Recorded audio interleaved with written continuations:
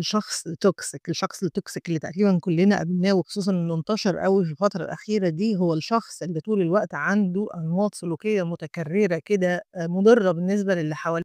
تعالوا بس نتناول الشخصية الtoxic دي من زاوية تانية خالص ممكن تكون ما خدتش بالك منها. طيب الأول بس عمرك في حياتك سألت نفسك ليه الشخص الtoxic ده مكمّل ولمّا إحنا بنسيبه وبنكشف النوع ده من الشخصيات، بنلاقي ناس تانية ترمّم عليها وتتعامل مع الناس التانية بنفس الطريقة السخيفة اللي اتعامل بيها معانا؟